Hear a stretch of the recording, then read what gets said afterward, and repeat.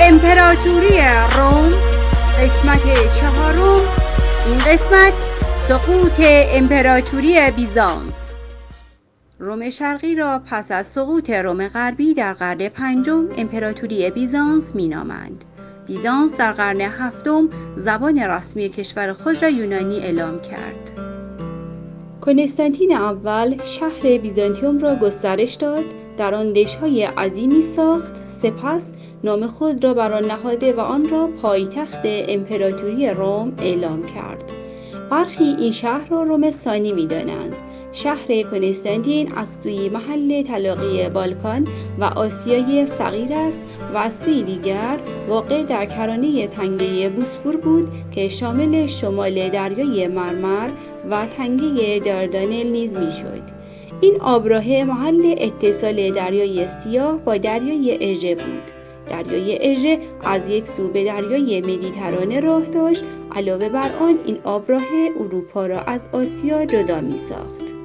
برخی به دلیل سخت بودن نام آن به این شهر قسطنطنیه نیز می گفتند که برگرفته از کلمه قسطنطین است. قسطنطین برگرفته از نام کنستانتین است. این شهر را اولین بار دانشمندی یونانی به نام بیزانت که از شرایط ویژه استراتژیک به جغرافیایی آن آگاه بود ساخت. از این رو نام اول این شهر بیزانتیوم بود که برگرفته از نام این دانشمند یونانی که قرنها پیش از میلاد آن را ساخته بود می باشد. به همین خاطر به آن امپراتوری بیزانس نیز می گویند. مهمترین محل تجاری و دفاعی در زمان خود بود. این شهر بزرگترین، ثروتمندترین و پرجمعیت‌ترین شهر اروپا و یا شاید مهمترین شهر جهان بود، چرا که حتی شهر روم نیز جمعیت و رونقی تا این اندازه نداشت. در استانبول 5 کاخ سلطنتی، 6 کاخ مخصوص بانوان دربار، 3 کاخ برای مقامات عالی، بیش از 4000 عمارت اعیانی و چندین کلیسای مجلل و باشکوه وجود دارد که از آثار بجامانده امپراتوری بیزانس است، زیرا این شهر بعدها به پایتخت روم شرقی بدل گشت که پس از سقوط روم غربی به آن امپراتوری بیزانس گفته میشد. شهر کنستانتین مقر رهبری مذهب ارتدوکس و شهر روم مقر رهبری کاتولیکا بود که پس از سقوط روم غربی بخشی از شهر روم توسط پاپ نیکولاوس پنجم احیا شد که به آن واتیکان میگویند. پس از مرگ کنستانتین اول قدرت به پسرش کنستانتین دوم و سپس به نوه‌اش یولیانوس رسید.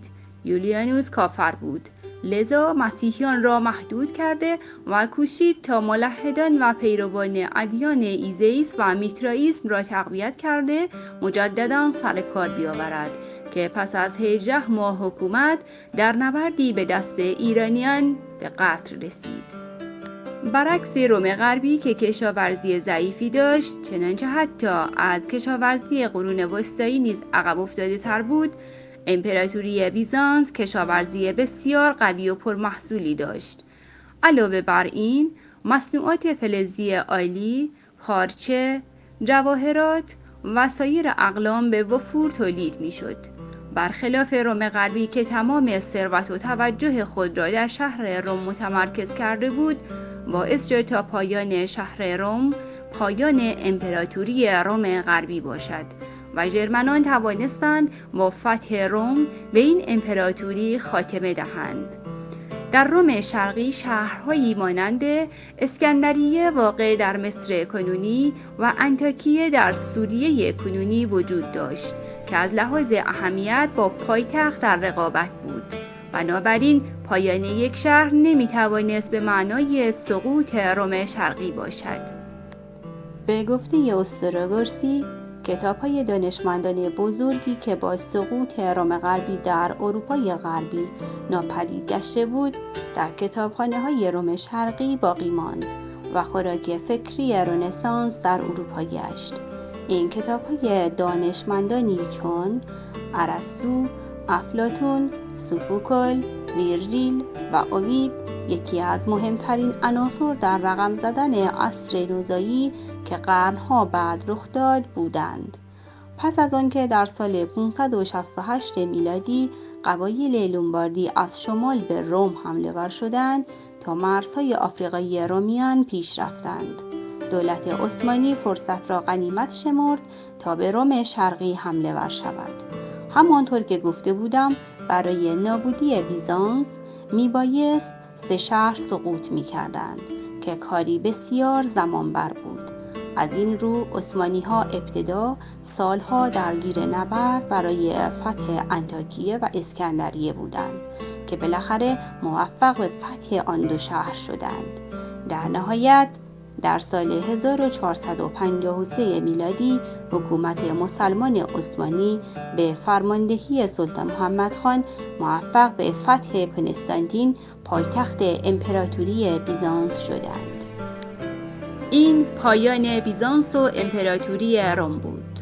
گرچه بعدها شاهان شارلمانی به واسطه پاپ لقب امپراتور مقدس روم را می گرفتند، اما هیچگاه شارلمانی نامش را به روم مبدل نساخت و قلمرو حکومت شارلمانی حدود 1/7 امپراتوری روم بود.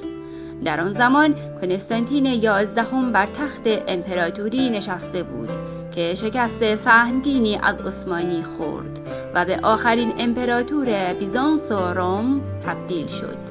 همانطور که پیشتر گفتیم پایتخت امپراتوری بیزانس شهر کنستانتین به تصرف سلطان محمد عثمانی درآمد.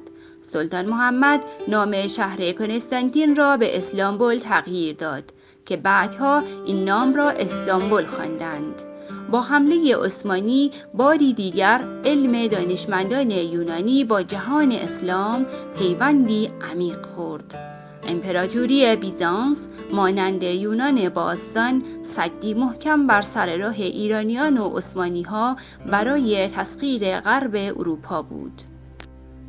این جنگ به رهبری مذهب ارتدوکس برای سالها پایان داد که بعدها توسط اوکراین در شهر کیف و سپس توسط روسیه مدتی در مسکو و در نهایت در شهر سن پترزبورگ رهبری شد که ظهور شوروی باری دیگر به مقر رهبری ارتدوکس در جهان پایان داد.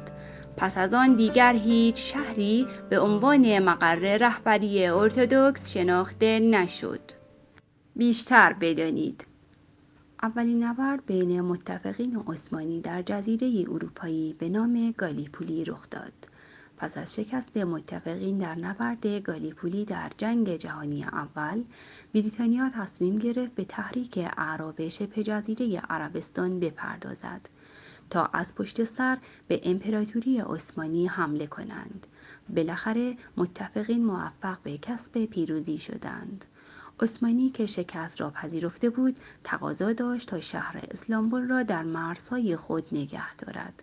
متفقین نیز پذیرفتند در صورتی که ترکیه به 2 شرط عمل کند، اجازه می‌دهند تا ترکیه این شهر را در اختیار داشته باشد. شرط اول به رسمیت شناختن استقلال کشورهای عربی از عثمانی و شرط دوم اندکی تغییرات در نام آن شهر بود. عثمانی پذیرفت و مسالمت‌آمیز ارتش خود را از مناطق عرب نشین عقب راند و جمهوری ترکیه را تشکیل داد. بلافاصله ارتش کشورهای متفق جایگزین ارتش عثمانی شدند. بسیاری از آن مناطق برای مدتی مستعمره بریتانیا و فرانسه بودند. پس از چندی کشورهای عربی یکی پس از دیگری مستقل شدند که به آن بهار عرب می‌گویند. این نه تنها به آخرین امپراتوری جهان اسلام پایان داد، بلکه پایانی تلخ برای تمام امپراتوری‌های مذهبی جهان بود. طبق این توافقنامه که بین ترکیه و متفقین بود، نام مقر رهبر مسیحیان ارتدوکس و همچنین پایتخت سابق امپراتوری بیزانس را به استانبول تغییر دادند که ترکیبی از 2 نام، بیزانتیوم یعنی اولین نام این شهر و اسلامبول سومین نام این شهر است. بعدها این شهر را استانبول نامیدند. اخیراً ایا صوفیه، مکانی که در گذشته کلیسای جامع مسیحیان ارتدوکس و محل تاجگذاری امپراتوران بیزانس که رهبران دینی مذهب ارتدوکس بودند به مسجد بدل شد. این بنا در سال 532 میلادی بنا به دستور تئودورا همسر امپراتور جوستینیان یکم ساخته شد. معماران این بنا ایسیدوروس و آنتیوس بودند. این اقدام اردوغان منجر به واکنش پاپ فرانسیس، رهبر کنونی کاتولیک‌های جهان که در واتیکان به سر میبرد شد.